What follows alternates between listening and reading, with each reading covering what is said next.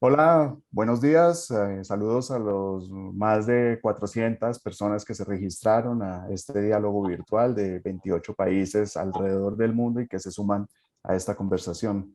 Bueno, la noticia global esta semana ha sido Pandora Papers y no es para menos, es una investigación que ha dejado expuestos los secretos financieros de decenas de personas de alto poder político y de responsabilidades públicas que se habían esmerado por mantener ocultos en estos destinos de laxa tributación, paraísos fiscales, lagunas fiscales, como queramos llamarlo, ¿no? La investigación ha sido liderada por el Consorcio de Periodistas de Investigación, una red global de periodistas fundada en 1997 por Chuck Lewis y hace parte esta investigación de una saga de varios capítulos que comenzaron en 2013 con Offshore Leaks, Luxemburgo Leaks en 2014, Swiss Leaks en 2015 y en 2016 llegó Panama Papers, que hasta ese momento era la más grande filtración de datos de la historia y la mayor investigación global periodística. Desde Panama Papers en 2016 a la fecha estuvo Paradise Papers, la segunda parte de Panama Papers, Bahamas Leaks y el año pasado FinCEN Files, en lo que recuerdo y ahorita seguramente podremos hacer memoria. Pues esto es fácil decirlo, pero detrás de eso ha habido un trabajo periodístico monumental. Cuando comienza Pandora Papers, la invitación sugestiva de parte del consorcio a quienes participamos y tuvimos el privilegio de ser parte de este equipo global, era que tenían un nuevo leak con la diferencia de que ya no iba a ser una sola firma facilitadora de estos esquemas empresariales, como lo fue en el 2016 con Panama Papers, sino que eran ahora 14. Yo creo que la primera reacción de todos fue tomarnos de la cabeza a dos manos, pues con las experiencias previas ya sabíamos lo que esto significaba en trabajo. Para contar cómo se hizo Pandora Papers y por qué es importante para América Latina, convocamos a este diálogo con una decena de los investigadores en igual número de países en América Latina para mostrar desde el otro lado los secretos de la investigación y por qué esta es importante en una región como América Latina. Esta será la división de la conversación. Primero hablaremos sobre eso, sobre los secretos de la investigación y luego sobre la importancia en América Latina. Mi nombre es Carlos Eduardo Huertas, yo lidero la mesa editorial de Conectas y estaré moderando esta conversación entre colegas. Por favor, en la ventanita de abajo vayan incluyendo sus preguntas, ideal indicando el país desde donde la formulan. Yo haré lo posible para irla sumando. Entiendan que es un grupo grande tanto de preguntas como de panelistas. Tendré que seleccionar algunas. También en Twitter pueden sumarse a la cobertura en @conectasorg. Ahora el equipo de Conectas van a compartir el enlace de la red de Twitter para que se puedan sumar allí. Y también lo vamos a estar transmitiendo por Facebook Live. A los panelistas les pido el favor que las intervenciones sean lo más precisas posibles para aprovechar al máximo esta hora y media de encuentro y con el aprendizaje de la pandemia, porfa, si alguien tiene que interpelar, aportar, levantar la mano virtual o aplaudir o algo, allí están los emoticones respectivos. Bueno, voy a presentar a quienes están en este panel para que los puedan identificar y ya comenzaremos. Empecemos de sur a norte en el continente. Argentina. Sandra, si puedes prender tu micrófono. Sí, gracias, Carlos Eduardo. Bueno, gracias a todos. Soy Sandra Crucianelli, estoy al frente de la unidad de datos de Infobae, formo parte del Consorcio Internacional de Periodistas de Investigación y formo parte del equipo argentino del consorcio junto a mis colegas del diario La Nación y del diario.ar. Gracias, Sandra, bienvenida. Ahora Chile. Yo soy Francisca Skoknich, editora y periodista de La Voz, y en este proyecto trabajamos con los colegas del Centro de Investigación Periodística CIPER. Chévere, bienvenida, Francisca. Seguimos hacia arriba. ¿Cuál está más arriba? ¿Perú o Brasil? Comencemos con Perú. Hola, ¿cómo están todos y todas? Muy contenta de estar aquí. Mi nombre es Milagros Salazar Herrera, soy periodista y directora de Convoca.p. Y en el caso de Perú, estamos trabajando con IDL Reporteros, que dirige Gustavo Gorriti, así que aquí para conversar. Chévere, Milagros. Ahora Brasil, Toledo. Hola, ya, mucho bueno estar aquí con usted. Perdóname porque no hablo español, hablo portuñol. Me llamo José Roberto de Toledo, soy brasileño de revista Piauí, Magazine Piauí, junto con Poder 360. Agencia Pública y Metrópolis. Somos los 4 grupos que trabajaron en los Pandora Papers. Ok, sigamos ya en los países andinos. En Ecuador, Mónica. Sí, me toca a mí. Buenos días con todos. Soy Mónica Almeida. Nosotros trabajamos los Pandora Papers en el diario El Universo. Somos 2 personas, Paul Mena y yo. Los 2 nos hemos lanzado a la investigación y claro, todavía tenemos artículos que sacar hasta el domingo. Qué bien. Bienvenida, Mónica. Sigamos arriba ya en el Caribe. Patricia, Venezuela. Hola, soy Patricia Marcano, coordinadora de redacción de Armando Info. En Venezuela trabajamos en Armando Info junto con 15 periodistas venezolanos, todos los Pandora Papers. Chévere, Patricia. Ahora desde Colombia. Camila. Hola a todos, soy María Camila Hernández, editora de Conectas y hago parte de la alianza editorial que en Colombia trabajó los Pandora Papers junto al diario El Espectador. Ahora pasemos a Centroamérica. Jennifer.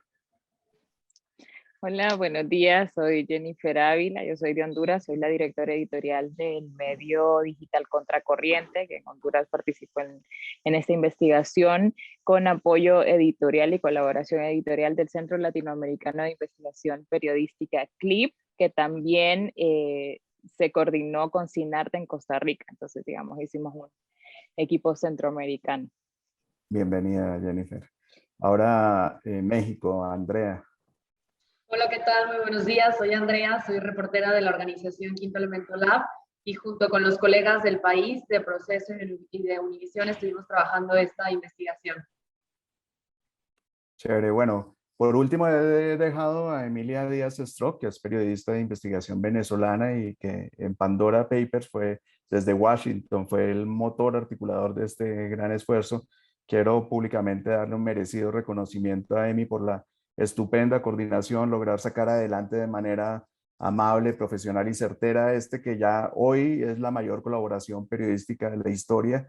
Me imagino que Emilia está diciendo, bueno, por ahora, porque vendrán más cosas, ¿no? Bueno, Emilia, bueno, esto es posible gracias a una ingeniería precisa del consorcio de periodistas de investigación que articula el conocimiento y experiencia previa con los equipos de trabajo en cada país, en este caso 117, la capacidad de manejar grandes volúmenes de datos, en este caso cerca de 12 millones de registros, y aquí para aclararle a la audiencia, un registro no es un documento, un registro puede ser un acceso a un documento de una página o de 1000 páginas, ¿sí?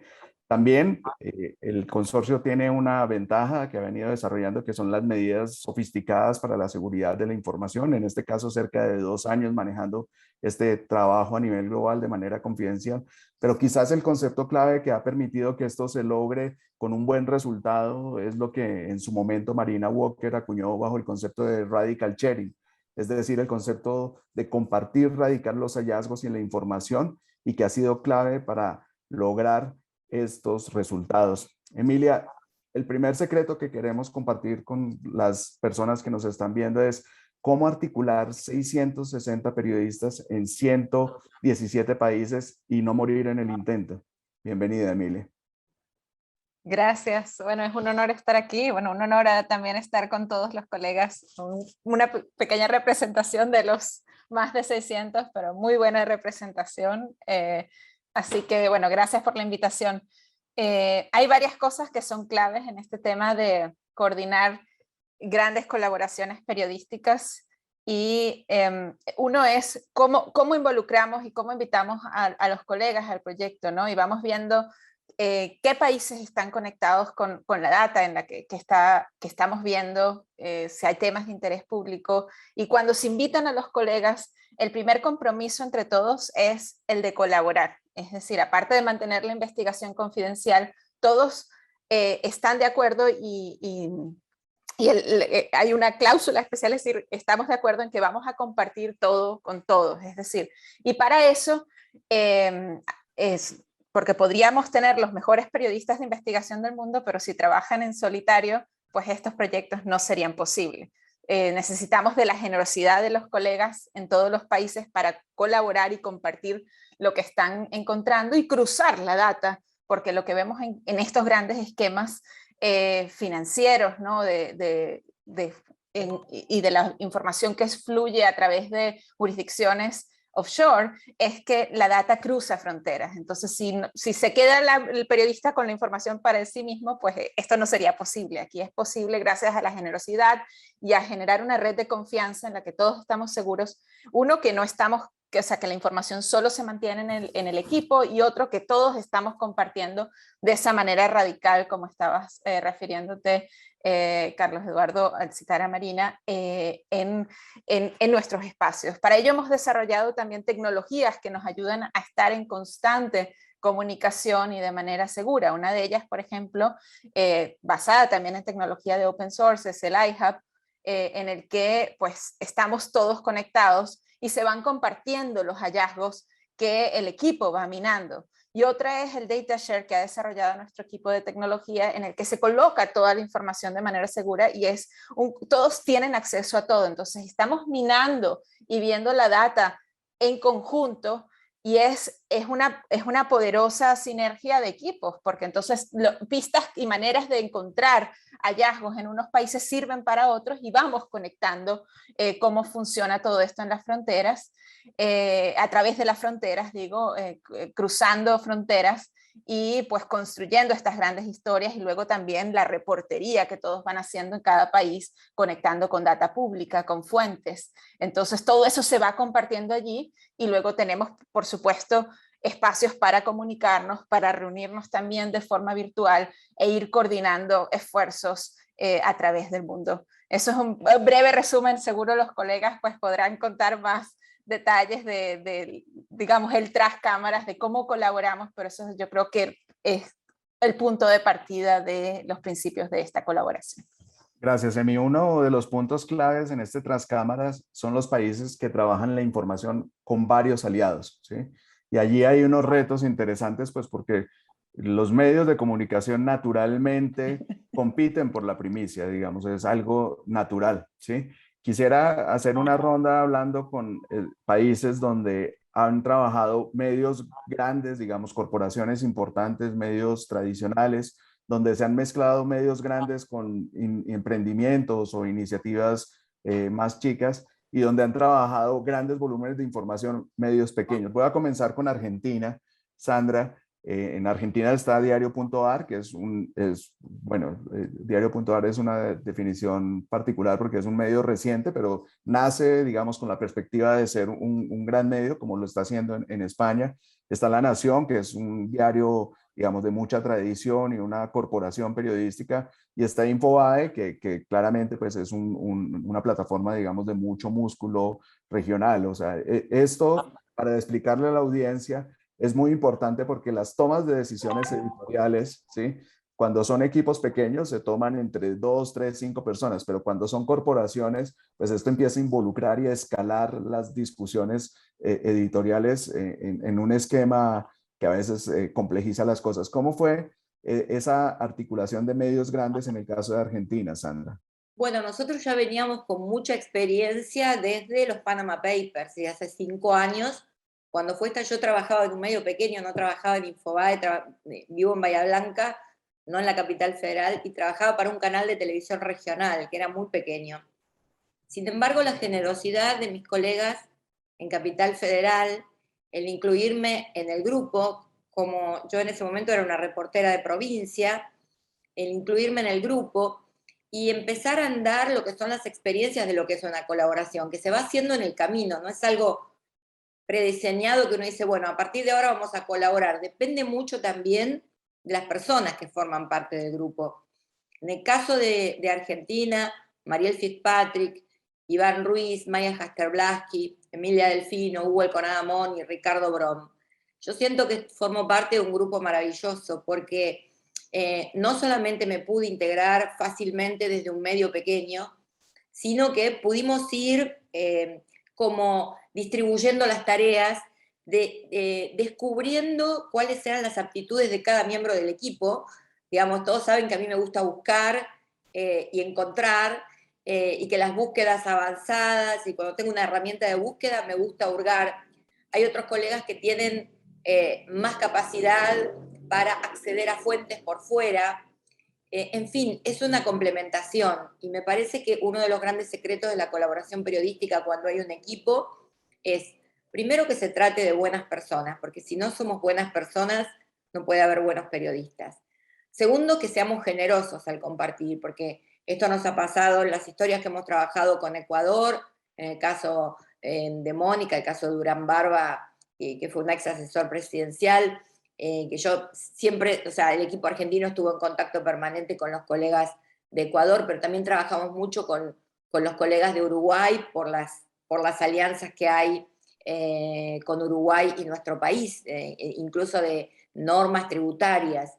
Pero me parece que los grandes desafíos del equipo es poder conformar un grupo de gente que sea buena gente, por ende que sean buenos periodistas y que seamos generosos entre nosotros, porque sabemos, como dijo Emilia, el que se corta solo, digamos, el que trabaja en solitario no puede integrarse a estos equipos, porque aquí compartimos todos. En nuestro caso la experiencia fue muy exitosa y yo estoy muy contenta con los resultados. Ahora veamos en el caso de México, Andrea, donde se mezclaron grandes medios, no solamente locales, sino internacionales. Está El País México, que es un brazo, digamos, como local transnacional del país de España. Está Univisión, que es Estados Unidos, pero pues al mundo hispano, pero también es regional, medios poderosos a nivel local. Y otros medios, digamos, de gran impacto, de gran calidad periodística, pero en un tamaño mucho más reducido como Quinto Elemento, donde tú trabajas. ¿Cómo se logra esa conversación de tú a tú entre medios grandes y medios pequeños? Creo que lo que funcionó muchísimo en el caso de México, que aparte tengo que decir que ha sido una colaboración sin precedentes en esta investigación de Pandora Papers, es que la comunicación y el diálogo empezó a construirse desde abajo, desde los reporteros. O sea, sin esperar que los editores nos dijeran cuál era el interés de cada organización en apuntalar las historias. O sea, desde los reporteros fuimos tejiendo esta red de colaboración y lo primero que dijimos fue, a ver, aquí no importa, no se trata de ver quién va a dar la primicia, o sea, vamos dejando los egos, vamos dejando ver quién va a sacar la mejor historia, o sea, se trata de que entre todos aportemos todas nuestras habilidades a este proyecto. Como decía Sandra, unos son buenos para buscar y rastrear data, otros son buenos para buscar archivos en registros públicos, otros para encontrar y contactar a fuentes difíciles de difícil acceso. Entonces, fuimos como midiendo las capacidades de cada uno y todos los martes teníamos una junta durante 8 meses, de forma ininterrumpida, no dejamos de tener esa junta todos los reporteros mexicanos e íbamos planteando nuestras estrategias de investigación. Entonces, en esas juntas compartíamos todos los hallazgos, que también teníamos un grupo en el iHub en donde íbamos subiendo todas nuestras pistas de investigación, nuestros memos de los personajes, y así fue como fuimos creciendo en este equipo de colaboración. Al principio empezamos en Proceso y en Quinto Elemento Lab, después se sumó El País y Univisión, y al día de hoy llevamos publicadas ya cerca de 10 historias y todavía vienen más historias.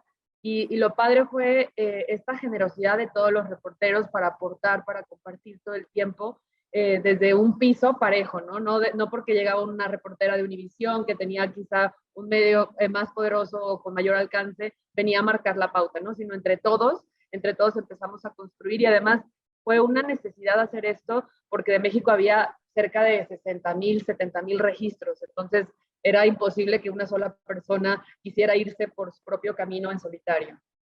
Gracias, Andrea. Bueno, pero en contraprestación o en contraste, Brasil, que pues es el gigante latinoamericano que sabemos que tiene, ahora Toledo nos podrás contar cuánto fue ese primer approach de información, pero allá no están los grandes medios, no están las grandes corporaciones, sino al contrario son todos emprendimientos y medios que se han destacado por su calidad, pero no necesariamente por su poder económico o grandeza detrás. ¿Cómo ha sido esa experiencia y por qué se llegó a esa conclusión en el caso de Brasil de trabajar en esta característica de medios? Permites, Carlos Eduardo, voy a empezar con mi portuñol, contando un poco lo que pasó en Brasil, la historia.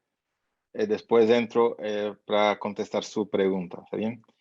Entonces, el 10 de diciembre de 2020, pocos minutos después de tener acceso a los Pandora Papers, el reportero de la revista Piauí, Alain de Abreu, me envió un mensaje diciendo que había encontrado offshores de dos figuras muy importantes del gobierno de Jair Bolsonaro en Brasil. Antes incluso de notificar a mi jefe en la revista Piauí, entré en el foro en línea mantenido por el ICIJ en el proyecto y notifiqué a los colegas, los 600 periodistas, sobre los detalles del descubrimiento. Eso muestra cuál es el espíritu de esta gran cooperación, ¿no? Hay muchos brasileños en los Pandora Papers, como los hubo en los Panama Papers y en todos los demás proyectos de ICIJ. Hay principalmente empresarios, grandes y medianos, dueños de empresas de comunicación, algunos políticos, directores de fútbol, pero los casos más importantes son sin duda los del ministro de Economía, Paulo Guedes, y el presidente del Banco Central, Roberto Campos Nieto. El ministro Paulo Guedes abrió una empresa offshore en las Islas Vírgenes Británicas llamada Dreadnoughts en 2015 y depositó $9.500.000 en la cuenta de esa empresa en Nueva York. No es ilegal tener una empresa offshore, pero el ministro contrató a un abogado penalista para que lo representara después de Pandora Papers le revelara la historia, lo que dice mucho, ¿no? Lo que pasa en Brasil es que tal vez Emilia pueda contar mejor lo que yo, pero los grandes medios en Brasil empezaron a trabajar con ICIJ en otros proyectos. No les gustó mucho. Quizás porque unos de los dueños están en estos bases de datos, porque tienen offshores en otros países, ¿no? En mi caso, por ejemplo, trabajaba en un periódico tradicional llamado Estado de São Paulo durante los Panama Papers. Descubrimos un socio, el presidente del consejo y los dos más grandes patrocinadores del periódico. Claro que eso lo publicamos todo, pero eso no nos dejó muy populares en el periódico. No estoy más allá, por supuesto. Yo creo que eso es un problema porque los dueños van siempre a pensar, pero ¿será que hay uno de nosotros en la base de datos? Yo creo que esa es la principal explicación para que solo 4 medios chiquititos estén haciendo este proyecto en Brasil ahora. Pero somos chiquititos, pero la repercusión ha sido gigante. Gracias, Toledo. Bueno, es un tema complejo, ya veo que hay un buen número de preguntas del público, ya las vamos a incluir. En este momento ya superamos las 500 personas que están conectadas en el canal, en esta transmisión de Zoom y en la transmisión de Facebook a través del Universo, que es aliado para esta difusión. Voy a ir con el caso de Venezuela, porque parte de la dificultad que tiene esta información es que el grueso de las informaciones por dineros en paraísos o en lugares por fuera del país originario, ¿sí?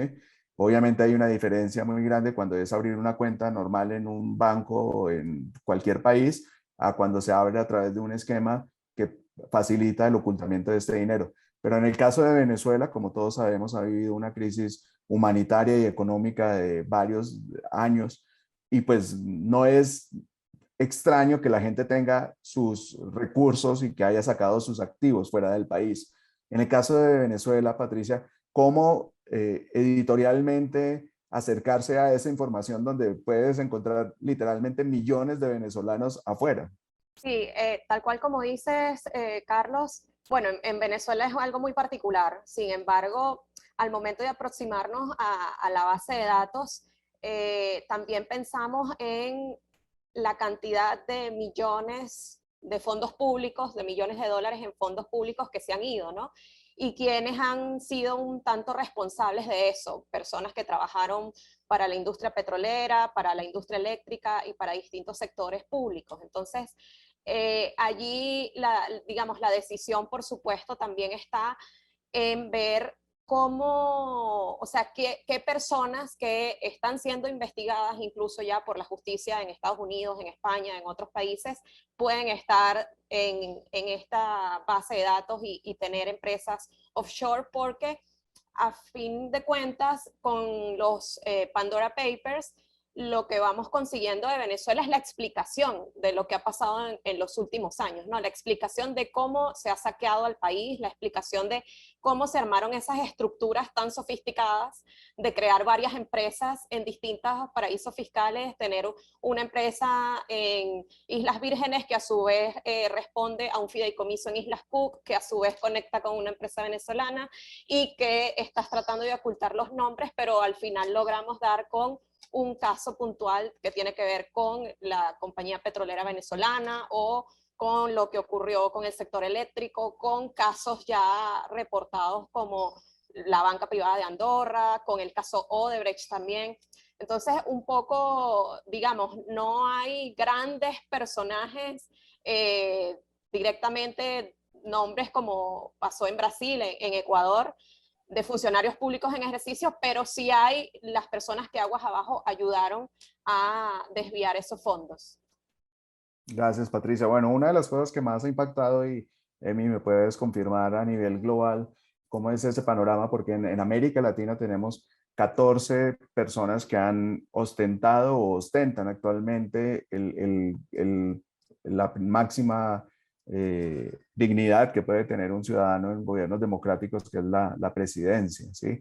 Eso, o sea, tener 14 personas en América Latina comparado contra el mundo, tú que estás viendo todo el panorama global, ¿qué significa esa, o qué lectura se le puede dar de América Latina en términos generales, Emi? No, es una muy buena pregunta y es interesante, y creo que explica la cantidad de periodistas que tenemos en América Latina participando en el proyecto y la relevancia de este proyecto para América Latina. Cuando revisamos la data, encontramos más de 330 políticos y funcionarios de alto nivel en más de 90 países. De esos, en la región que más políticos tiene es América Latina, es de más de 90 de esos 330. Y de esos 330 encontramos entre ellos 35 presidentes, expresidentes, jefes de Estado, primeros ministros, es decir, las personas que tienen el cargo más alto en sus países, y de esos 35, 14 son de América Latina. La proporción para América Latina es muy alta y habla de que se está dando esta situación de manera sistemática en la región, y también explica un poco el origen de la data, el por qué tenemos tantos personajes de América Latina. Buena parte de esos, algunos, como hablábamos al principio, hay 14 proveedores offshore, pero de los políticos en la data, cerca de la mitad están asociados con una firma que tiene sede en Panamá, que es Alemán, Cordero, Galindo y Lía, Alcogal. Y esa explicación del que aparezca, que tengamos data de esa firma, nos abre un panorama muy interesante para América Latina, porque buena parte de los clientes van a esa firma y registran también compañías offshore, por ejemplo, en las Islas Vírgenes Británicas y en distintas jurisdicciones, pero la presencia de un alto volumen de la data y de beneficiarios finales asociados con esa firma nos permite ver de forma sistemática cómo los políticos de la región están usando el mundo offshore y qué significa eso en términos de transparencia, en términos de impuestos y en otros términos de otros casos que ya los colegas hablarán. Pero creo que es uno de los proyectos en los que hay un alto impacto para América Latina.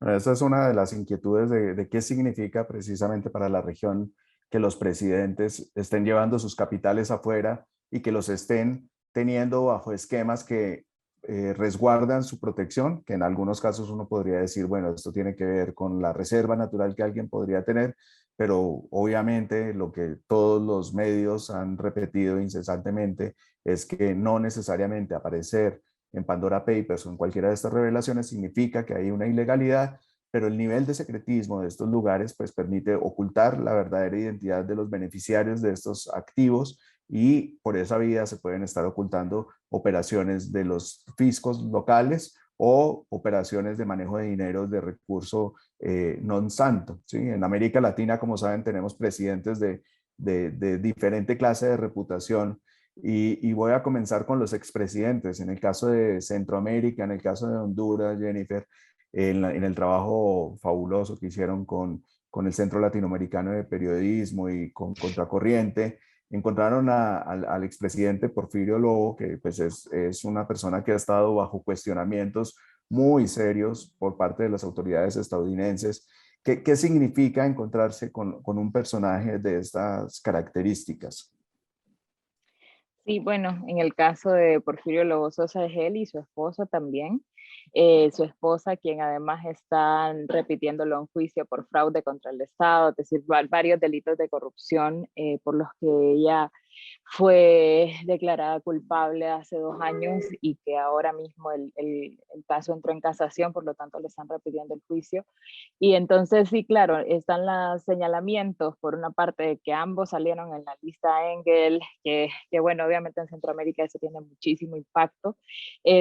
Las menciones de Porfirio Lobo Sosa en los juicios contra narcotraficantes hondureños en el Distrito Sur de Nueva York. Uno de los hijos de Porfirio Lobo Sosa, condenado por narcotráfico y tráfico de armas en Estados Unidos. Es decir, ya es como mucho lo que ha sonado sobre esta familia, y encontrarlos obviamente en los papeles de Pandora pues también nos mostró pues otros mecanismos que pudieron haber utilizado para desviar fondos, ¿no? Tanto él como la primera dama, que está en cuestionamientos serios por defraudar al Estado cuando era primera dama.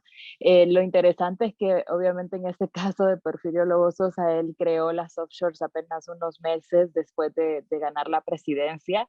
La primera que creó fue apenas unos meses antes de las elecciones, a las primeras elecciones en las que él se tiraba para presidente y perdió. Es decir, estaba buscando crear la offshore por si ganaba la presidencia, y no ganó, ¿verdad? Pero luego cuando ganó, creó 2 más. Entonces, obviamente es como una urgencia por tener este mecanismo para poder pues hacer lo que necesitaba hacer estando en el poder. En el caso de Porfirio Lobo Sosa, pues él respondió a una entrevista larga a nosotras, en la que explicó que lo había hecho para sacar préstamos en Panamá, porque nadie le presta dinero a un presidente, ¿no? Y bueno, obviamente fue muy enfático en que no tenía nada que ver con los sobornos, pero sí deja muchísimas preguntas. Yo creo que en Honduras la gran dificultad, ¿no?, es los grandes niveles de impunidad que hay, sobre todo en estos casos. Todas esas menciones en Estados Unidos son súper importantes, pero en Honduras la justicia hondureña pues ha sido muy lenta y no ha realmente respondido a todo lo que está sonando a nivel internacional. Yo creo que las autoridades pues deberán ver si tenía o no relación con los sobornos de los que se les han señalado en Estados Unidos, o que si tiene que ver con el caso con la primera dama. Pero sí, yo creo que para Honduras fue algo muy nuevo. El tema de Panama Papers no sonó mucho en Honduras. Esta es la primera vez que también hay como figuras tan importantes como un expresidente. También tenemos un candidato presidencial apenas ya cerquita de las elecciones en noviembre. Entonces, yo creo que sí es algo muy nuevo para el país, pero también nos ha dejado muchísimas lecciones sobre cómo está funcionando el sistema de justicia. Chévere, Jennifer. Ahora, siguiendo la línea de presidentes y expresidentes, en el caso de Perú aparece ¿cuál en línea sería que el 5º expresidente? Bueno, Perú ha tenido una interesante comportamiento en los últimos años de poner presidentes cada 3 meses.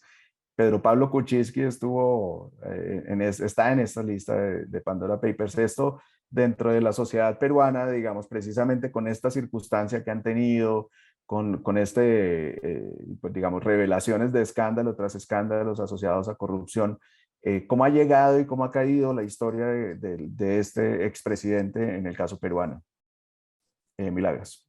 ¿Qué tal? Bien, a ver, para que el público pueda un poco entender de qué va la revelación sobre Pedro Pablo Kuczynski, PPK, lo que nosotros encontramos es que PPK había adquirido una empresa offshore, que es Dorado Asset Management, que es una offshore que ya venía siendo investigada por el equipo especial Lavallato, por los fiscales en Perú, porque la hipótesis fiscal es que esta offshore había servido para triangular los pagos que iban de Odebrecht a PPK, ¿no?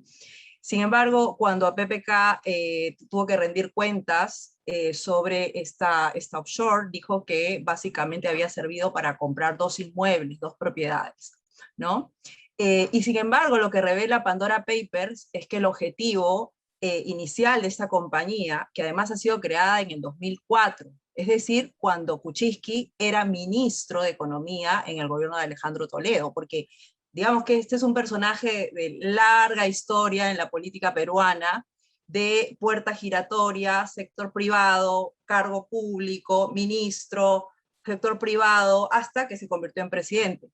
Entonces, digamos que este reportaje en el contexto de Pandora Papers, con la información de Dorado, de esta offshore, lo que abre es la posibilidad para el equipo especial, básicamente para el fiscal José Domingo Pérez, que investiga a Kuczynski, es volver a interrogarlo, lo va a tener que volver a interrogar para preguntarle, ¿por qué usted mantuvo por 10 años oculta esta empresa offshore mientras era autoridad, estaba en el poder, y además que no sirvió solo para la compra de inmuebles, como usted dijo, cuando usted nos explicó, sino que además tenía como propósito brindar asesorías financieras, mientras usted al mismo tiempo estaba ocupando cargos públicos. Y entonces para el fiscal esto es interesante porque también puede ser un esquema de lavado de activos, porque la mantuvo oculta y luego la quiso como entrar en el sistema formal a través de la compra de estas propiedades. Entonces, es interesante y por lo menos ha declarado ayer el fiscal para Convoca que eso es lo que va a hacer, que le permite abrir una nueva línea de investigación, volver a interrogar a Kuczynski, que en estos momentos está con arresto domiciliario, ¿no? Entonces, para nosotros es interesante porque es como reconstruir, es como, a ver, tú me contaste una partecita de la historia, esto lo que permite es mirar, ¿sabes qué? No me contaste todo. No me contaste todo. Todo esto, estos 10 años atrás, bueno, eso es lo que ha salido a la luz en el caso Kuczynski. Y como en el caso Kuczynski, que está relacionado al caso Lavallato, hay otros personajes interesantes. Nosotros publicamos ayer un caso de un empresario también investigado en el caso Lavallato, en donde los bufetes de abogados que aparecen en Pandora Papers ayudaron y colaboraron a este prófugo de la justicia a reconstituir su patrimonio, ¿no?, en la sombra, mientras iba siendo investigado por las autoridades peruanas. Hay otros personajes del caso Lavallato y vamos a ir publicando en el transcurso de los días, en este caso con IDL Reporteros, que es el otro aliado en Perú, y es bien interesante, tu pregunta me lleva a conectarlo con la pregunta inicial sobre cómo es que funciona la colaboración. Y en este caso es muy importante, exactamente. En el caso de Perú, somos 2 medios digitales de periodismo de investigación fundados por periodistas, Gustavo, ¿no?, y en mi caso, ¿no?, en Convoca. Y entonces, este tipo de proyectos como Pandora Papers nos sirve para profundizar hallazgos que ya hemos tenido en casos emblemáticos de corrupción o de lavado de activos, como el caso Lavallato, y otros casos que también vamos a ir publicando.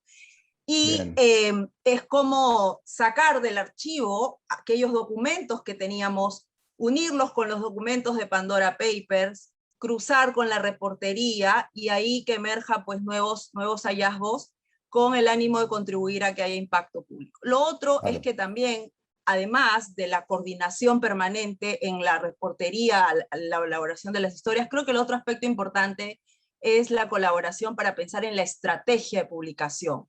Ahorita si quieres lo miramos adelante para ver cómo ha sido ese tema de la estrategia. Gracias, Milagros. No, lo que mencionas y reforzando lo que ha mencionado Toledo de los dueños de las corporaciones, medios grandes, medios pequeños.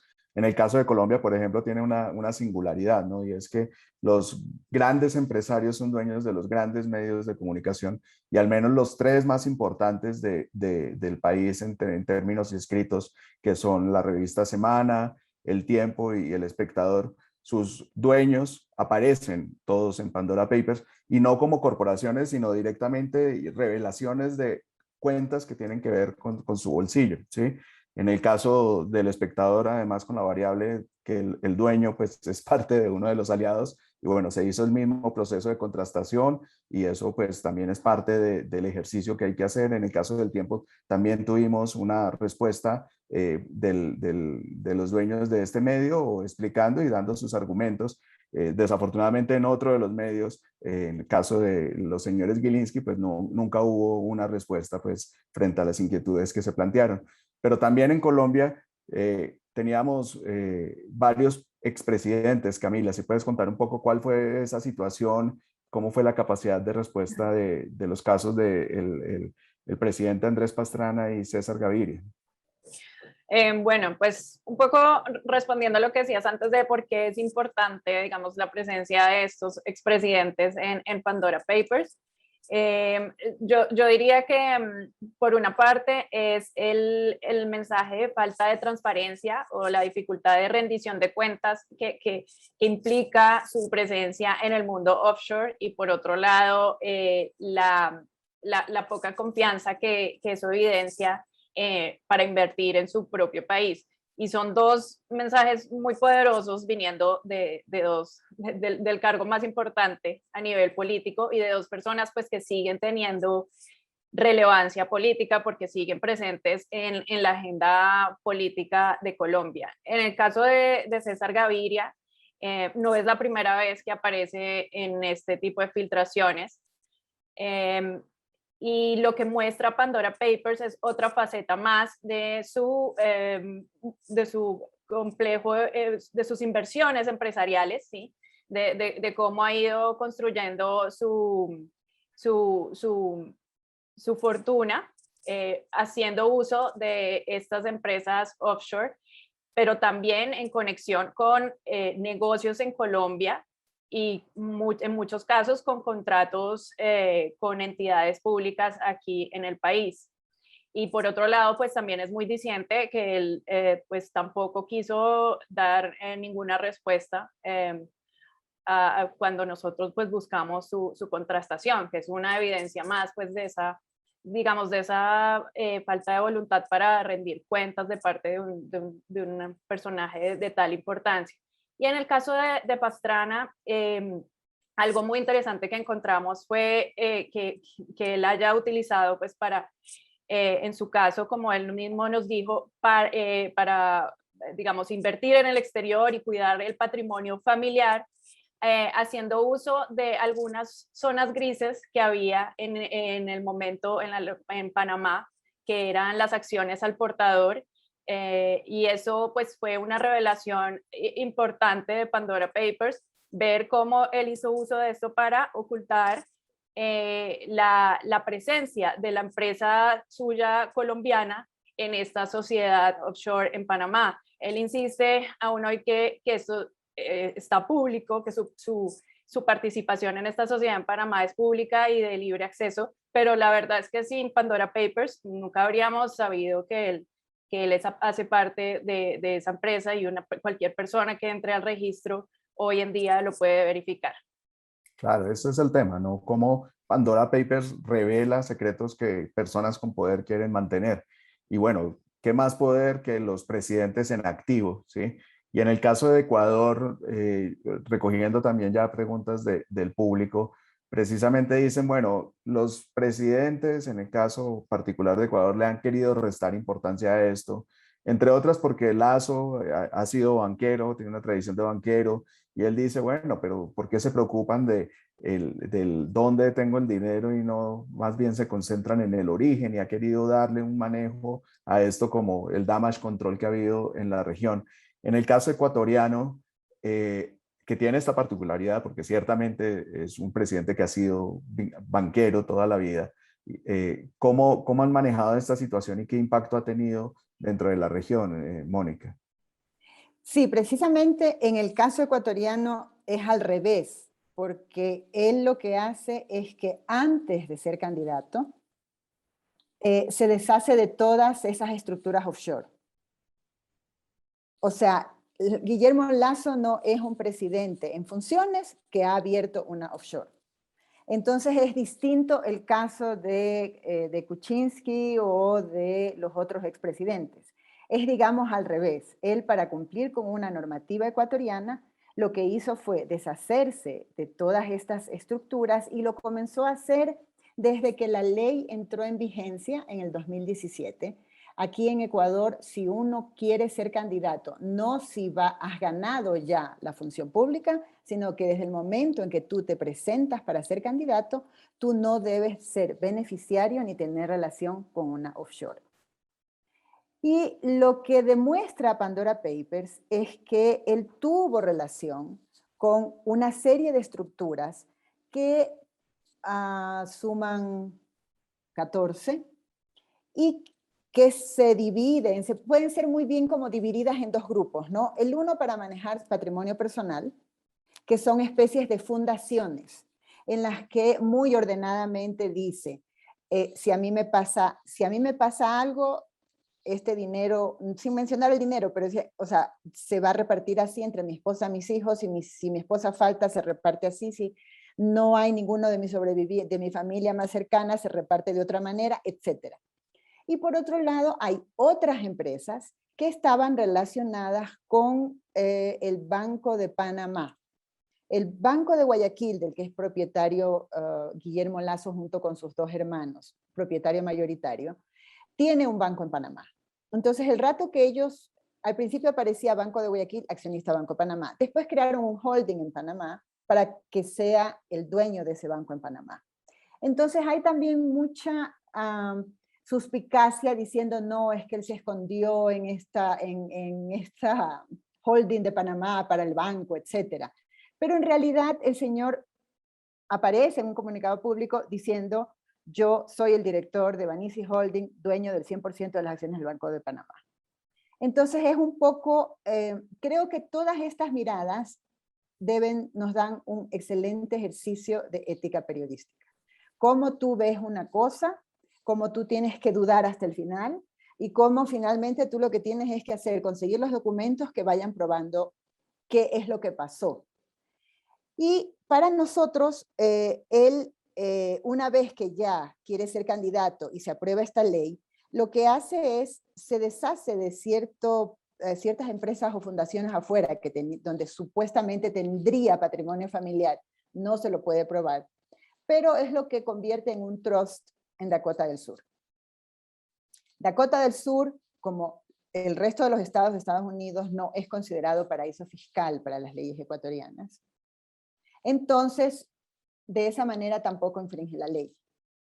Claro. Y cuando se le pidió una reacción o una entrevista, él dijo que él no era ni beneficiario, ni tenía ya ninguna relación con estos fideicomisos creados en Dakota del Sur. Entonces, digamos que es un caso, de cierta manera, un poco más complejo que el simplemente abrir una offshore para quizás ahí recibir algo, porque esto viene desde el otro punto de vista, es desde, tengo mi fortuna, ¿qué hago con mi fortuna? ¿Qué hago con la inversión en el Banco de Panamá? Y cómo protejo herencia familiar. Y luego viene una ley que me dice, no puedes tener ningún offshore, y entonces empiezo a hacer todo para cumplir la ley. Claro, pero o sea, en un contexto donde el tema de las herencias familiares ha sido un gran motivo de discusión a eso nacional. iba. Entonces, Sí. exacto. Entonces, pero todo esto viene dentro de un contexto en que dices, bueno, a ver, ¿quieres sacar afuera? ¿Por qué lo pones en un trust? Posiblemente está separado su trust, porque él aquí tiene un trust, donde él es el beneficiario. Pero, ¿qué es lo que está afuera? ¿Qué es lo que está en ese fideicomiso de South Dakota? Claro. Y claro, nosotros aquí porque tuvimos ya otro caso de otra empresa offshore que es propietaria de cosas aquí, ¿no? él había usado eso en 2009. Y pasamos todas estas empresas, las pasamos también por súper de compañías, por ciertos registros abiertos, para saber si estas empresas tenían algo aquí. Ya. Entonces, y las pasamos también por propiedades de Miami.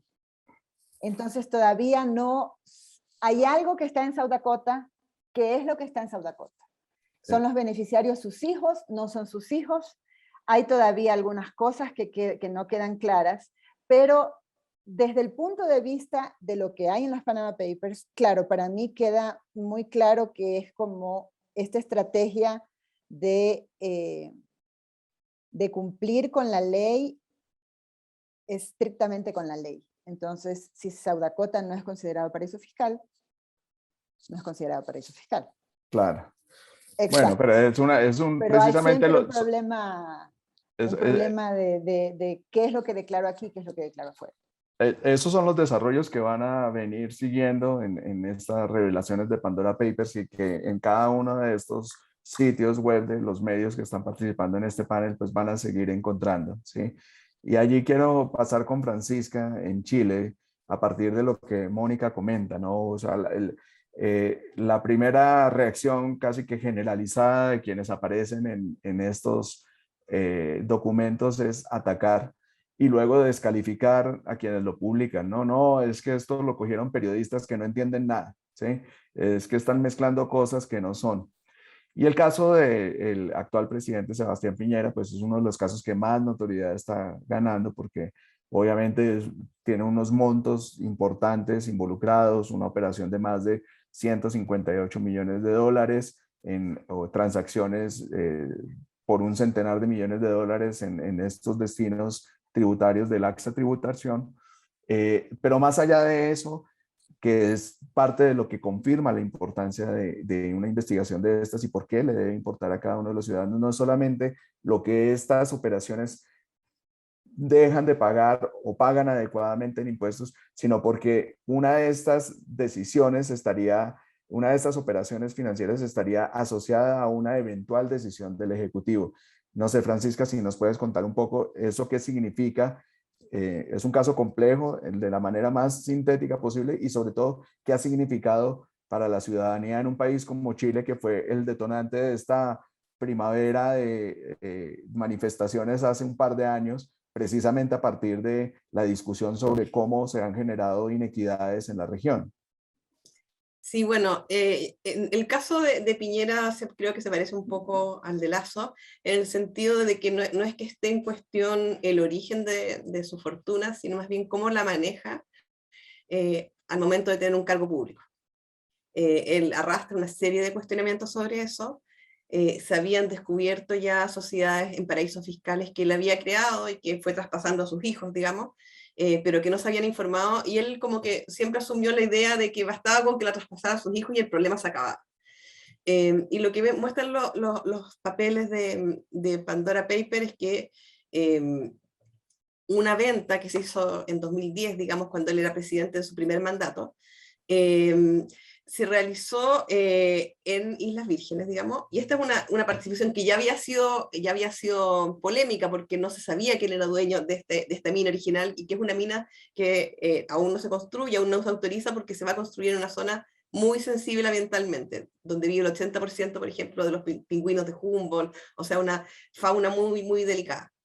Y lo que muestran los papeles de Pandora es que esta sociedad constituida en las Islas Vírgenes, de las cuales sus hijos eran dueños de un 33%, firmó un contrato que establecía una cláusula en que la última cuota de ese pago, que equivalía a 10 millones de dólares, dependía de que esa zona no sufriera algún tipo de protección ambiental, una reserva natural, algo que impidiera la construcción de la mina y el puerto. Algo que en ese tipo de contratos puede parecer natural, pero que en este caso la decisión dependía del presidente de la República, que era el padre de quienes estaban vendiendo la sociedad. Por lo tanto, estamos hablando de un conflicto de interés mayor, digamos, del cual el presidente se defiende diciendo que él había separado completamente sus negocios, digamos, y que él no se había informado de esta operación, y que además, como ya había sido polémico y había sido investigado por la justicia, esto había sido absuelto y él ya no tenía ningún problema. pero él no se ha pronunciado sobre, o al revés, ha aceptado tácitamente que a él no le parece un problemática la cláusula, que sus hijos firmen un contrato cuyo pago depende de una decisión que tome su gobierno. Y eso ha generado una gran indignación pública. En el mundo político ha tenido muy poco apoyo, digamos, y ya se anunció que se va a iniciar un juicio político en su contra en el Congreso.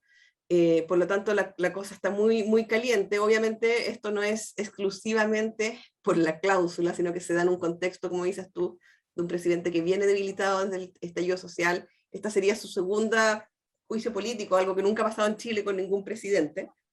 Tiene posibilidades de que se rechace, digamos, pero el contexto es un contexto eleccionario, entonces todo se exacerba un poco, digamos. Entonces estamos en un momento muy álgido.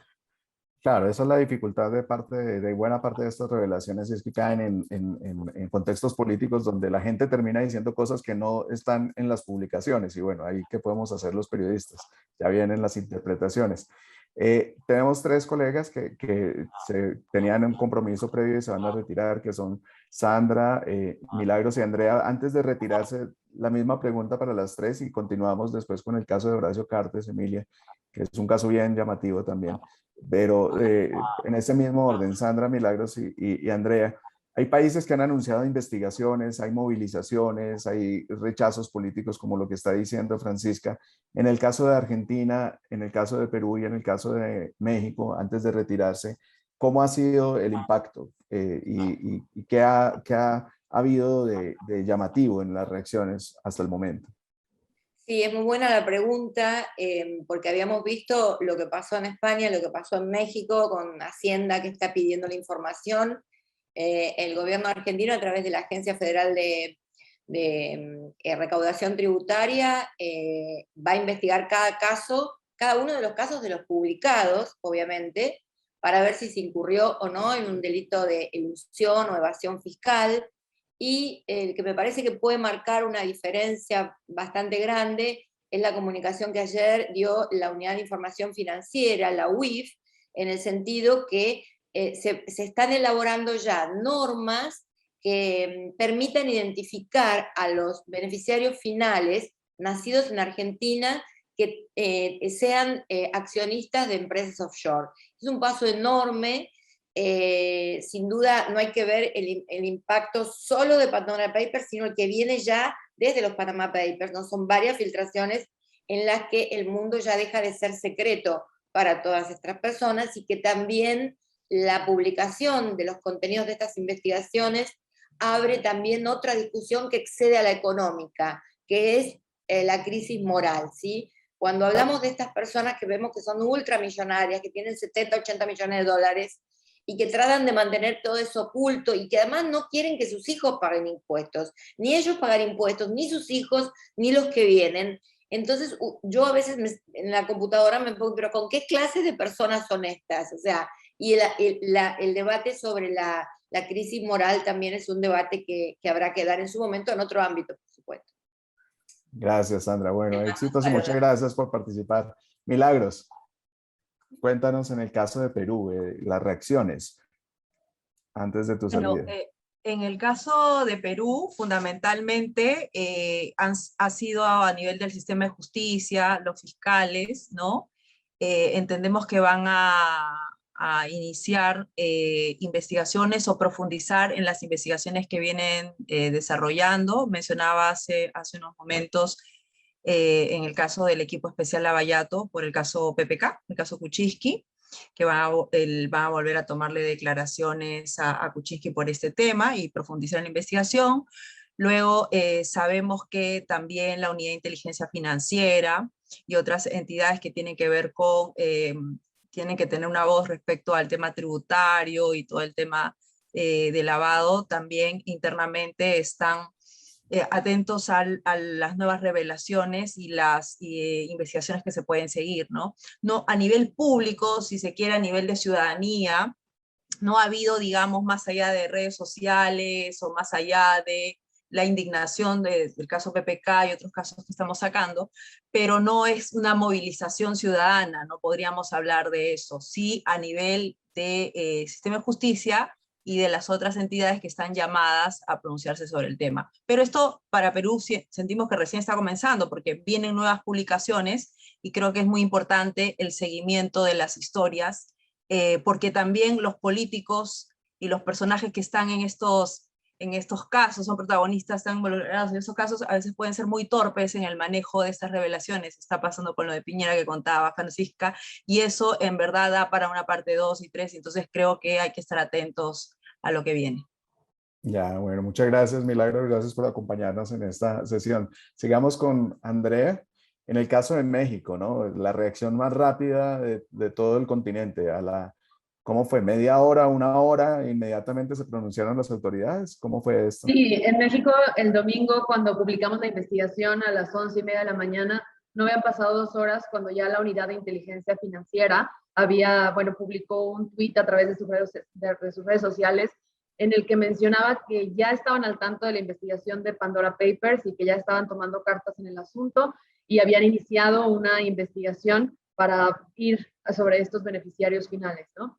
Y después de esto ha habido un silencio por parte, por ejemplo, de las autoridades del Servicio de Administración Tributaria de la Autoridad Fiscal Mexicana. Ayer únicamente el titular de la Unidad de Inteligencia Financiera decía que era prácticamente imposible para ellos poder investigar a los 3,000 mexicanos que aparecen en los Pandora Papers con entidades creadas en paraísos fiscales y que por lo tanto solamente se iban a enfocar a investigar a los personajes políticamente expuestos, que vale la pena decir que en el caso de México, de estos 3,000 mexicanos que encontramos en los Pandora Papers y que construimos en una base de datos sus conexiones offshore, los años en los que las construyeron, el tipo de entidades y para qué las utilizaron, después de hacer un análisis exhaustivo de esta base de datos, encontramos que 80 eran políticos o funcionarios públicos en activo o inactivo o familias de políticos que han hecho uso de estos paraísos fiscales. Y por el lado legislativo no ha habido aún una reacción como en Brasil nos contaba Roberto, o sea, todavía no hay ningún pronunciamiento de los legisladores. El presidente, por otra parte, Andrés Manuel López Obrador, ha tratado de minimizar. Él ha dicho, bueno, solamente son 4 allegados al poder o 4 simpatizantes del partido Morena, del partido en el poder. Y en uno de los casos, bueno, él decía nada más, vamos a responder por el secretario de Comunicaciones y Transportes, por este ministro, y son 3 millones. Y dice el presidente, cuando yo le pregunté, porque el secretario fue con el presidente a decirle que estaban por publicar una investigación en la que iba a salir su nombre, y el presidente dice, cuando yo le pregunté que si eran millones de dólares o de pesos, me respondió que de pesos, y pues bueno, no era tanto dinero, ¿no? Esa es ha sido la reacción del presidente. Ha habido otra reacción de un legislador también del partido Morena en el poder, en la que él no declaró en sus declaraciones patrimoniales públicas los 28 millones de dólares que declaró cuando creó su fideicomiso en las Islas Vírgenes Británicas, y ayer dio una rueda de prensa explicando que pues él era empresario, también tratando de minimizar un poco la investigación, ¿no? Entonces, pues esperemos que haya en los próximos días más reacciones a esto que hasta ahora hemos visto. Bueno, muchas gracias, Andrea, y gracias por acompañarnos en esta conversación. Bueno, qué interesante, ¿no? Están las reacciones de los presidentes, que en la gran mayoría de los casos han querido minimizar las cosas. Están las reacciones de las autoridades, que así sea lo que comúnmente se conoce como un saludo a la bandera, pues han anunciado investigaciones, excepto Colombia, donde se han dedicado las autoridades que tienen que hacer su trabajo de fiscalización a querer descalificar la investigación, porque el director de la máxima entidad de esto pues aparece allí mencionado, y en vez de anunciar investigaciones, están tratando de decir que la información que hay en Pandora Papers es falsa. Y está el tema de los grupos políticos, que desafortunadamente pues eso sí ya cae en una olla muy compleja, y bueno, adicionalmente está la reacción de la ciudadanía.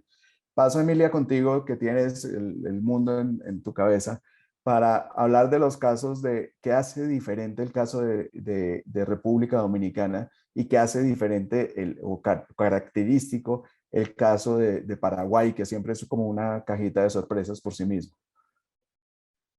Wow, sí, no, son dos casos más. En el caso de República Dominicana tenemos también a otro presidente en ejercicio. Él responde que las compañías offshore que estaban asociadas a él es también empresario, es un poco parecido un poco a los casos, en ese caso de Chile y Ecuador, ¿no?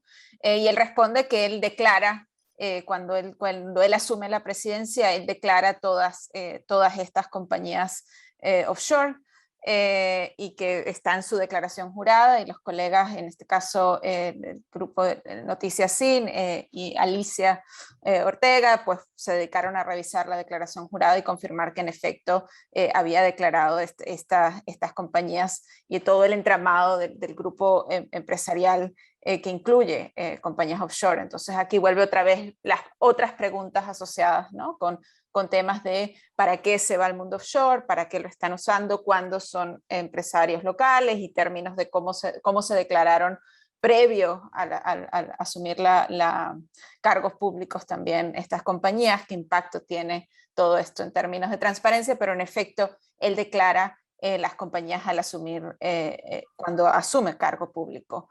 No es una compañía que se abre como resultado de asumir el cargo público, ¿no? Ese es un caso. En el caso de Cartes es otra historia distinta. El expresidente Horacio Cartes, y allí con ABC Color, Mabel Renfel y equipo en Paraguay, también encontramos que cuando él era presidente de Paraguay era dueño de compañías offshore, que tenían por un valor de más, tenían el valor que estaba asociado con esas era por más de $1 millón. El grupo Cartes también es un grupo muy poderoso en el Paraguay, que tiene una gran cantidad de empresas y compañías. Y este caso, una de las compañías bajo el nombre Dominicana Acquisitions se usó para tener propiedad en Miami. Lo que luego, cuando contactamos desde el consorcio para ver qué pasaba con esa compañía, pues el representante de Cartes indica que ya la compañía está cerrada, y que la compañía básicamente se cerró después de que se vendió la propiedad en Miami. Algo que es muy interesante y que nuestros colegas en Paraguay descubren después de que publicamos es que una vez que se ha hecho la solicitud de comentario, Cartes cambia su declaración a las autoridades en Paraguay y revela a las autoridades, un día después de haberlo contactado, revela que él tenía el control sobre esa compañía Dominicana Acquisitions. Esa compañía, al principio también creo que en algún caso mencionaron el uso de acciones al portador. Esa compañía al principio era compañía con acciones al portador, es decir, que es quien tiene ese papel, es el dueño de esa compañía, y una vez que cambia la legislación, esa compañía se pasan las acciones y ahí a Cartes y familiares de él. También aparecen compañías asociadas con la hermana no respondió a las solicitudes de comentario. Pero eso es un poco el resumen. Hay muchos intríngulis del entramado de Paraguay y pueden leer de cerca toda la investigación y todos los casos que están publicando desde ABC Color para tener todo el contexto completo de Paraguay, pero eso es un poco lo que sucede en el caso del expresidente Horacio Cartes. Ahí en el chat precisamente estoy compartiendo el enlace del portal de América Latina de Pandora Papers, que desde Conectas lo hemos estado articulando con las publicaciones, los nombres, el crédito, y redirige a cada una de las notas de los aliados en la región, y allí pueden encontrar en un vistazo general lo que está sucediendo y los impactos que está trayendo esta revelación de Pandora Papers. Emilia, una pregunta que veo aquí frecuente es sobre la veracidad de los documentos, ¿sí? Son 11.9 millones de documentos. ¿Qué se puede hablar, qué se puede decir sobre la veracidad? O sea, que haya un documento ahí significa que es un documento, ¿qué tipo de validez o qué tipo de certificación tendría de que es un documento real? Bueno, 2 años de trabajo de un equipo de más de 600 periodistas alrededor del mundo. Básicamente hay muchos procesos que se hacen para validar la información que está en esos documentos. Por un lado, por ejemplo, se contrasta la información contra registros públicos para verificar que las compañías que están referidas allí realmente existen, se crearon en las fechas en las que los documentos aparecen.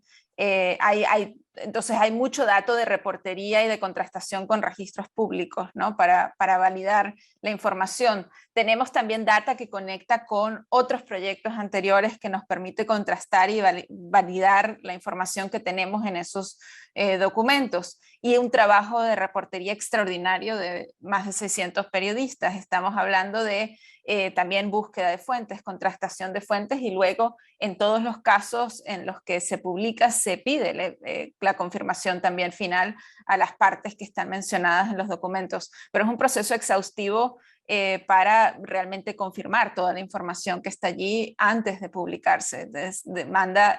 Se entrevistaron, yo creo que más de miles de fuentes, considerando el volumen de periodistas que participaron en todo el mundo, y luego nada más para la contrastación, por ejemplo, desde el consorcio fueron cientos de personas que contactamos, que están todas mencionadas en nuestras historias, y sé que los colegas en los distintos países hicieron lo mismo, ¿no? Pero el término de registros públicos, nosotros usamos, por ejemplo, bases de datos que conectan con información alrededor del mundo, como Open Corporates o Sayari y otros servicios y también vamos directo a los registros. Muchos colegas solicitamos, por ejemplo, información en las Islas Vírgenes Británicas, donde, aunque no confirman los dueños de las compañías, sí confirman información básica de creación, estatus de la compañía y otros, ¿no? Entonces hay toda una cantidad de procesos que nos permiten contrastar y validar la información, y bueno, el trabajo fenomenal de cientos de periodistas, más de 600 en este caso, alrededor del mundo. O sea, se podría decir que sí hay un proceso riguroso de veracidad y de actitud de verosimilitud por parte de todo este equipo periodístico, pues para apoyarse en documentos que son ciertos. O sea, la primera descalificación que viene en algunos lugares para tratar de evitar responder las preguntas, es decir, ese documento no es real, pero si está allí, pues no significa que es la verdad divina, pero hay un proceso de contrastación y de soporte para afirmar que estos documentos han tenido un rigor con herramientas periodísticas y herramientas de investigación para confirmar que su existencia es real, ¿no? Sí, claro, ¿no? Y nosotros, por ejemplo... iba a decir que, por ejemplo, estructuramos data y obtuvimos información de más de 29.000 beneficiarios finales vinculados con cerca de 27.000 empresas, y en todos esos casos pues tenemos información y fuimos cruzando también de manera automática para contrastar, más todo el trabajo de reportería del que estamos hablando. Entonces sí, hay un proceso muy riguroso de trabajo por cada uno de los reporteros que está trabajando en el proyecto, y también intentar buscar sistemáticamente maneras de verificar y validar la información. Mónica, sí, Eduardo, creo que es muy importante destacar que creo que hace unos 3 o 4 meses, o quizás no, 6 meses, Panamá ha hecho público y en una mejor web su registro público de empresas y fundaciones. Entonces, generalmente en los Pandora Papers tú encuentras una mención a una empresa, vas a ese registro público y puedes ver los 10 documentos relacionados con esa fundación o con esa compañía. Entonces creo que todo este tipo de registros públicos en los que algunos países han avanzado muchísimo, como en el caso de Ecuador también, pero por ejemplo Panamá, que siempre todo ha sido un poco más complicado, ha abierto esa web, facilitó también muchísimo el trabajo. Existen obviamente, o sea, tipos, jurisdicciones como Delaware o Islas Vírgenes Británicas, como dice Emilia, donde, bueno, o sea, uno tiene que pagar por un certificado que te dice 3 líneas. Si está activa, no está activa, cuándo fue creada y nada más. En cambio, entonces yo creo que también debería ser un mensaje para la élite política, en el sentido de que sí debe haber más transparencia. Uno va, en Miami, de cierta manera son algunas veces abiertos propiedades, empresas, etcétera. pero en Estados Unidos hace falta también mucha transparencia. Si no eres una gran empresa y no estás cotizando en bolsa, nadie sabe quién está detrás de esa empresa. Entonces creo que sí sería, o sea, creo que una de las lecciones de esto también es, existe este mundo offshore, existe este mundo supuestamente vinculado a prácticas no legales, pero por otro lado hay toda una falta de transparencia de países donde sí debería haber transparencia. Claro, aquí preguntan precisamente que si la contrastación se hizo con registros públicos, significa que entonces no era oculta. Solo para precisar, la información que es oculta es el contenido de quién es el beneficiario y quién es el que realmente es dueño. Pero todo el proceso de contrastación confirma que las sociedades existen, que fueron constituidas en las jurisdicciones de las que se están hablando, que fueron constituidas en las fechas donde fueron... Y que algunas veces aparecen la gente que está mencionada. Claro. Hay veces en que sí aparecen porque no son empresas de papel. Hay otras veces en que sí son empresas de papel y no aparecen, pero Pandora Papers ya te da la señal de que, la persona que está detrás de esto es tal persona. Sí, una precisión sobre eso. En general, todos esos registros públicos requieren que tú sepas la información antes de buscar. Digamos, un número de registro, etcétera. No es como que uno diga, quiero saber qué sociedad offshore tiene Piñera, voy a buscar. No, eso no existe. Entonces, digamos, tú tienes que tener algo para contrastarlo con aquello. Exacto. Sí, allí Toledo levantaste la mano también para aportar algo sobre el tema, digamos, sobre la veracidad de la información. El mejor ejemplo, yo creo, es Luxemburgo, ¿no? Que puedes buscar el nombre de la compañía, pero no puedes buscar el nombre del dueño, del beneficiario final de la compañía. No sirve casi para nada si usted no sabe, no tiene el presupuesto de que el dueño es eso, que de otra manera solo tiene el nombre de la empresa, nada más. Claro, hablemos un poco de cómo hábilmente, y vamos a ir unos minutos más para ya ir cerrando, estaríamos cerrando sobre 11:35, 11:40 para anunciarle a la audiencia que nos acompaña. Hábilmente, cómo han venido tratando de desviar el foco de las investigaciones, ¿sí? Hay varios casos llamativos allí y también hablar un poco de los impactos políticos, que como mencioné anteriormente, pues es algo que se sale de las manos del periodismo y allí es precisamente donde la ciudadanía entra a tener un rol diferente. En el caso de Colombia, Camila, si nos puedes compartir un poco sobre cuál ha sido esa experiencia. Sí, bueno, en el caso específico de Lisandro Junco, que es el director de la DIAN, de la máxima autoridad de impuestos y aduanas, la agencia del Inspector General de Tributos, Rentas y Contribuciones Fiscales anunció una investigación, o más bien un análisis de la declaración de renta de Lisandro Junco, que por supuesto no va a enfocarse en muchos de los puntos más importantes de lo que nosotros encontramos, que son, por ejemplo, las facturas a su nombre por unos servicios, sobre todo el más delicado, por la apertura de una cuenta bancaria en Chipre, que él niega rotundamente. Y por otra parte, algo que también ha quedado como un poco por fuera del radar en toda esta discusión y escándalo, pues las evidentes inconsistencias en su respuesta, ¿sí? En la labor que hicimos de contrastación,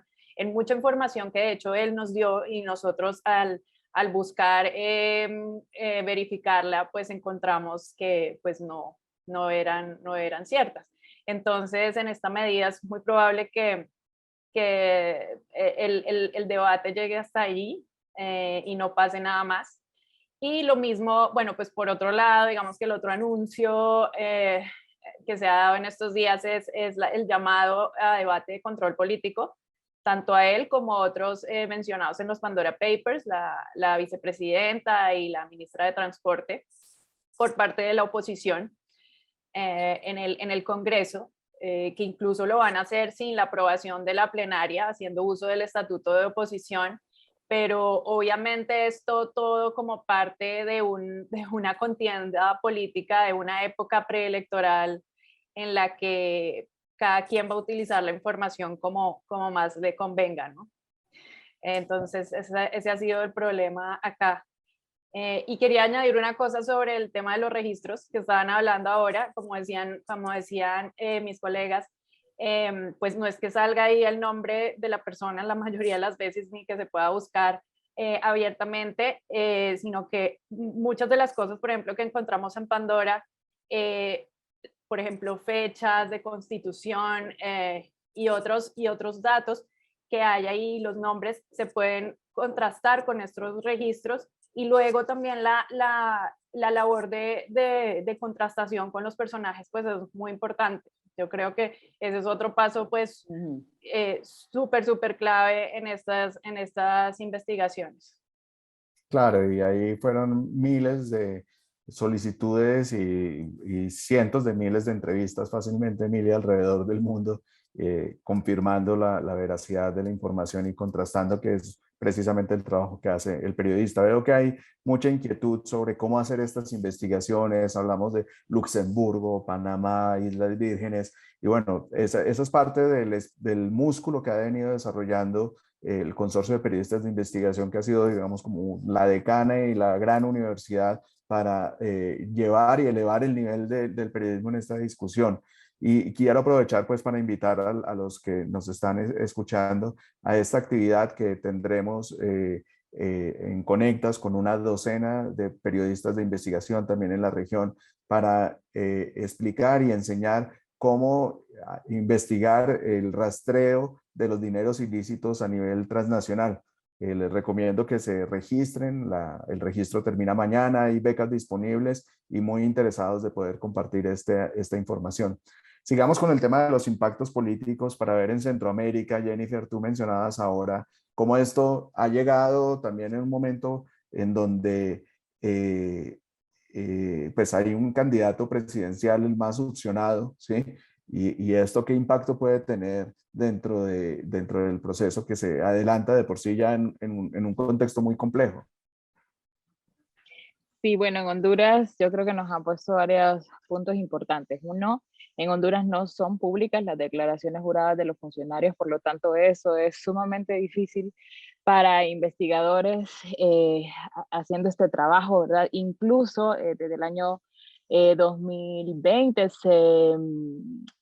se aprobó un nuevo código penal que le quita potestades a la fiscalía para poder investigar, e incluso la misma fiscalía tiene dificultades para acceder a las declaraciones juradas, o sea, no digamos ya los ciudadanos y ciudadanas o los periodistas. Yo creo que eso también nos dificultó muchísimo la investigación de si habían declarado o no, o sea, ya queda solo como a creerle a la palabra de los políticos, ¿no? Pero también nos pone este punto aquí y hemos hecho pues varias acciones para poder comenzar a abrir esos datos de las declaraciones juradas.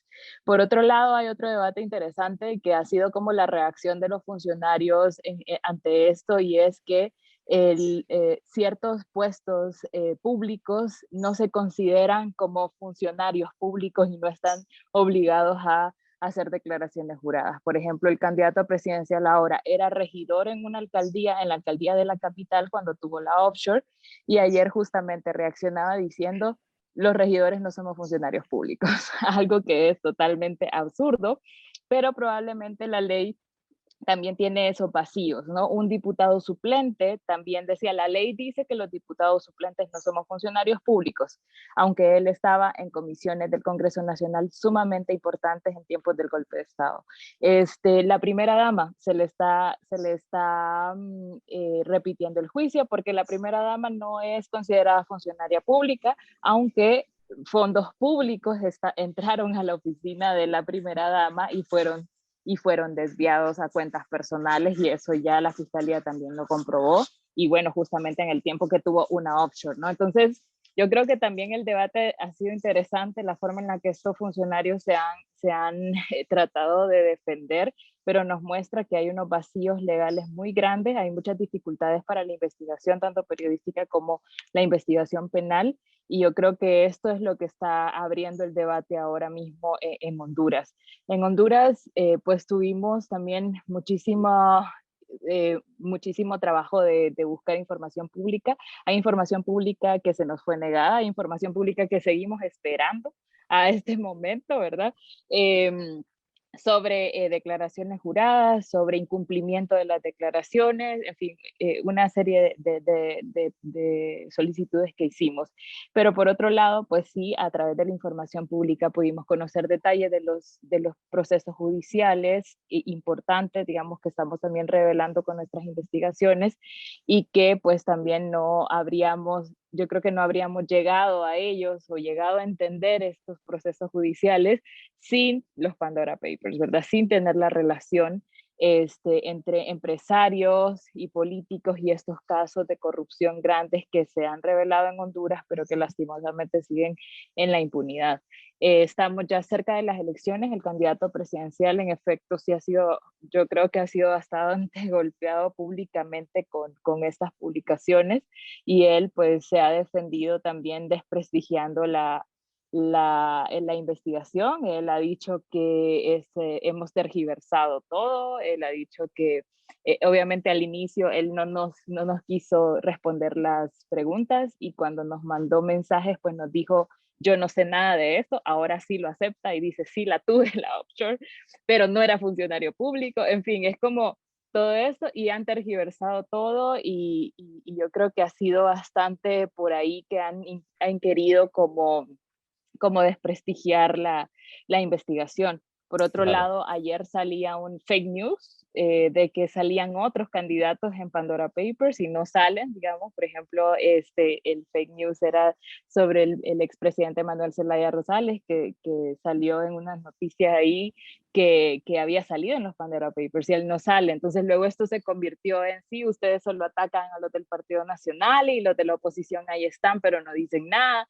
Y el debate empezó a llenarse de esto y obviamente de muchos bulos alrededor de los Pandora Papers. Y yo creo que esa ha sido un poco la reacción. Las autoridades no han reaccionado para nada. Me sorprende mucho cómo en otros países de Latinoamérica pues han reaccionado, aunque sea a decir vamos a investigar a los PEPs, pero en Honduras no. Y yo creo que tiene que ver con esto que les comentaba, ¿no? Ni siquiera la Fiscalía tiene muchísimas dificultades para entrarle a estas investigaciones y pues no hay voluntad para hacerlo. Entonces, un poco eso es lo que se ha movido en Honduras.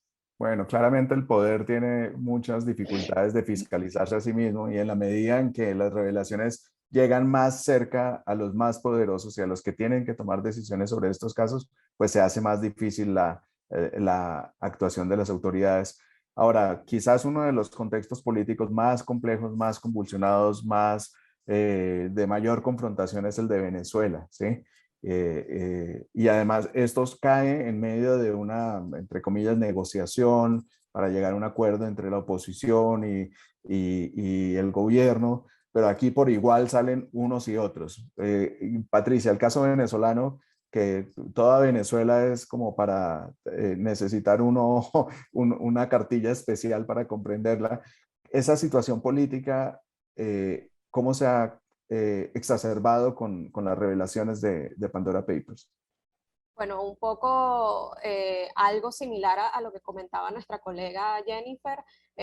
Bueno, hay, por un lado, las revelaciones que hemos ido publicando, hasta ahora ha habido un silencio de la Fiscalía venezolana y bueno, en el país hay como quizás una aceptación de que no va a pasar nada, ¿no? De que estos personajes que están saliendo cada vez más en estas historias de corrupción y de todo ese entramado, aquí internamente no son tocadas. Por otro lado, también están estos señalamientos de que por qué no sale este personaje, por qué no sale Maduro y su cúpula, y bueno, no salen, así como pasa en Honduras, no salen ciertos personajes, pero salen los que ayudaron a estos personajes a mover los fondos públicos. Entonces, bueno, también se está en este país tan convulso, lo que estamos viendo es que hay también personas que quieren que se publique la lista completa de los venezolanos que salen en los Pandora porque todos son unos corruptos.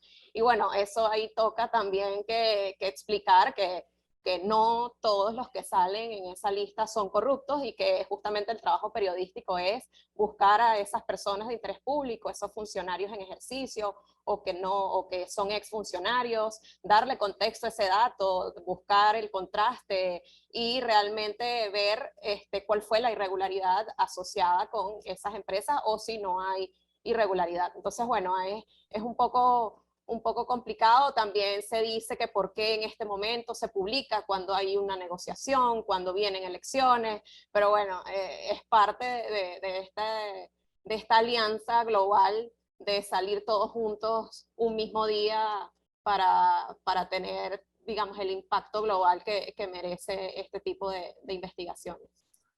Bueno, ya nuestras colegas Mónica y Jennifer tuvieron que pasar a otro compromiso. Nosotros ya vamos a ir cerrando y Francisca es la primera que tiene que salir. Francisca, muchas gracias por su colaboración, magnífica investigación del trabajo de la BOT y de CIPER.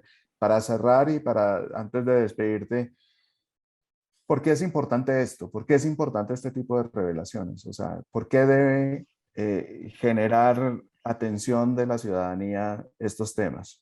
Porque pone foco en todo lo que es opaco y que no podemos ver. Yo creo que hay una reflexión muy interesante en el reportaje central de ICIJ sobre el que existan tantos gobernantes y altos funcionarios públicos en la revelación. Sabemos que se requiere un cambio global para esto, y en la medida en que los gobernantes ocupen los paraísos fiscales como refugio de sus inversiones, eso no va a suceder, digamos. Entonces, estas grandes filtraciones permiten dimensionar el problema y presionar por un cambio, digamos. De hecho, a mí me preocupa eso es lo que me preocupa de lo que está pasando en Chile, que hay una reacción muy política, pero no están viendo el tema de fondo. La gracia de estos reportajes y de la investigación periodística en general es que genere cambios más estructurales de políticas públicas. Ok, bueno, gran reflexión. Gracias, Francisca. Éxitos Gracias. y fuerza en toda esa ola importante que estás lidiando, surfeando. Muchas gracias, gusto de verlos a todos. Que estén muy bien. Bueno, gracias. Igual, José Roberto de Toledo, ¿qué piensas? ¿Por qué debe ser importante esto para los brasileños? Los tributos son la base de la civilización, ¿no? Sin tributos no hay civilización. Hay personas que no quieren pagar tributos, entonces tenemos que cuidar para que ellas paguen. Esto es la base de todo, ¿no? En caso de Brasil, el Congreso convocó al ministro para que se explicara, pero solo en 2 semanas. Soy optimista que Paulo Guedes y sus abogados tendrán tiempo suficiente para preparar una hermosa narrativa para explicar el inexplicable en 2 semanas, ¿no? El gran problema de Paulo Guedes es manteniendo una cuenta en dólares en una empresa con sede en un paraíso fiscal, es el conflicto de interés. Porque el ministro y el presidente del Banco Central toman decisiones todas las semanas, si no todos los días, que afectan sus inversiones en dólares en empresas en paraísos fiscales, ¿no? Desde que asumió como ministro, el valor de la cuenta del ministro Paulo Guedes en Nueva York ha aumentado un 40% en reales debido a la devaluación del real bajo su gestión. Otro ejemplo de conflicto de interés es que el gobierno federal está intentando aprobar una reforma del sistema tributario brasileño en el Congreso. En su propuesta original para reformar el sistema, el gobierno, del cual Paulo Guedes es el principal ministro, propuso crear una legislación para aumentar la recaudación tributaria y el control sobre las offshore de brasileño. Esta parte de la propuesta desapareció durante el transcurso del proyecto de ley en el Congreso. Y lo curioso es que nadie da por hecho que se lo elevaran. Ni el gobierno, ni el relator del proyecto, ni nadie más. Debe haber sido una de las 11.000 vírgenes que dan nombre a las Islas Vírgenes Británicas, ¿no? Como no habrá control sobre las remesas de dólares de los brasileños a empresas en paraísos fiscales, la única forma de recuperar algo de igualdad fiscal entre los pobres y ricos en Brasil es lanzar una campaña offshore para todos. Quizás este será el gran legado de Pandora Paper para Brasil. Bueno, miraremos a ver cómo evolucionan las cosas. Nunca se sabe cómo terminan aterrizando estos temas. Camila, sí. una reflexión de cierre. ¿Por qué esto es importante? ¿Por qué debería importarle a los colombianos esta información? Es importante porque afecta al bolsillo de todos. La industria offshore es una industria que permite la elusión o la evasión fiscal en el mejor de los casos, sino cosas más graves. Y eso en últimas pues afecta la recaudación de los países y cuando hay menos recaudación de esos grandes capitales que están afuera, pues todo recae en las pequeñas empresas, en las familias, y es lo que muestra, por ejemplo, investigaciones como Oxfam, de cómo han caído esas tributaciones de las grandes multinacionales, de las grandes capitales, mientras suben las de los hogares. Entonces, pues al final se trata de un tema de desigualdad en la región más desigual del mundo. Gracias, Cami. Y Patricia, desde Venezuela, pues que sabe mucho de desigualdades y de contrastes entre riqueza y miseria, porque ni siquiera es pobreza lo que han tenido que vivir. ¿Qué reflexión harías de por qué es importante esto?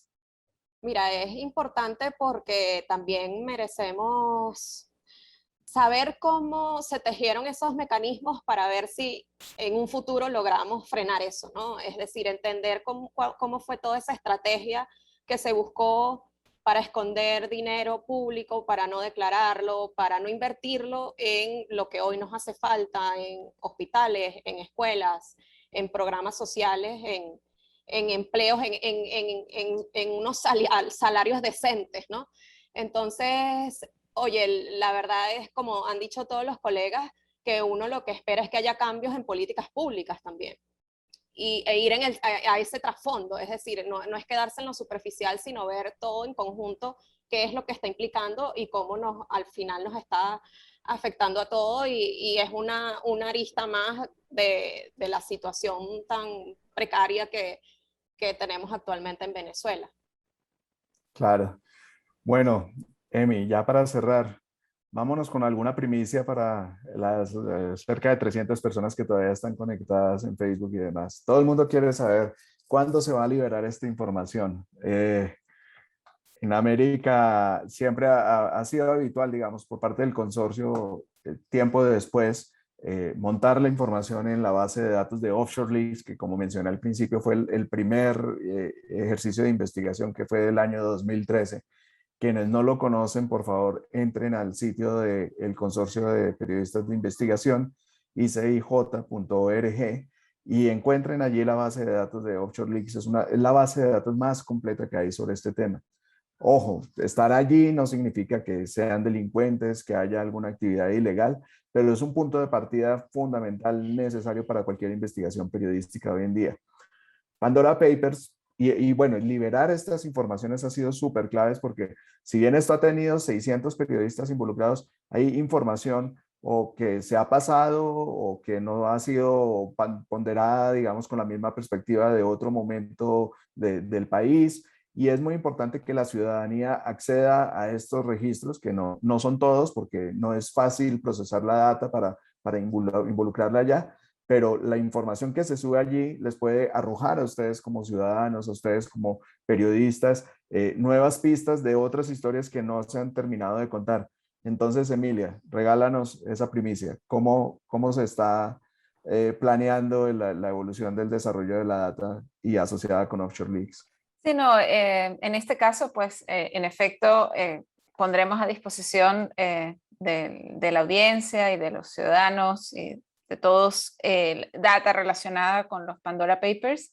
Es una data muy compleja, estamos trabajando contrarreloj para ponerla a disposición lo antes posible. Pueden suscribirse a nuestra lista de correos, pueden seguir a ICIJ en las redes sociales y en lo que esté en la confirmación de la fecha de la publicación de la data, pues se anunciará a través de nuestra página web y a través de redes sociales y en nuestra lista de correos. En efecto, no publicamos documentos masivamente, como en otros casos. Hay una cantidad de información privada y estamos hablando de grandes volúmenes de datos, pero sí vamos a hacer, como en los otros casos, publicaremos información que normalmente en algunos registros, como hemos hablado, de partes del mundo está disponible, en otros no, y es un acto también de transparencia a toda la audiencia y al mundo en información que es relacionada con los Pandora Papers. Entonces estará disponible esa información en lo que pues terminemos de revisar la mejor manera de presentar estructurada y que se pueda combinar en esa misma base de datos de Offshore Leaks, donde está data ya de proyectos anteriores como Offshore Leaks, Panama Papers, Bahamas Leaks, y allí se sumará la data a esa base de datos. Entonces lo invito a seguir las redes sociales y aprovecho para agradecer a los más de 600 periodistas en 117 países y a los más de 100 de América Latina que fueron parte de este proyecto, porque sin este tipo de colaboración no podríamos realmente revelar estos entramados tan complejos. Muchas gracias. Allí en el chat, Camila acaba de compartir el acceso a la base de datos, el link de llegada pues, a la base de datos de Offshore Leaks, y también estamos compartiendo información importante para que puedan seguir a Conectas, se suscriban en el newsletter, se suscriban en el boletín, que semanalmente están compartiendo medios en Brasil, Armando.info, el consorcio, Conectas, que se puedan enterar de lo que está sucediendo a nivel regional. Conectas trabaja precisamente para promover el intercambio de información sobre temas claves para el desarrollo de las Américas, y de esto precisamente se trata. O sea, todo lo que está haciéndose desde Pandora Papers es revelando información que gente con poder quiere mantener oculta, información que es oportuna, relevante y de interés público para que la ciudadanía pueda tomar mejores decisiones. Muchísimas gracias, Patricia, Emilia, José Roberto, María Camila, los que nos acompañaron antes en el panel. Muchas gracias a todos los cerca de 500 personas que nos acompañaron a lo largo de esta transmisión en 29 países. Tengo el último reporte. Y bueno, sigamos en contacto, sigan leyendo Pandora Papers y sigamos atentos de lo que está haciéndose en América Latina por el buen periodismo y por una mejor información. Gracias a todos.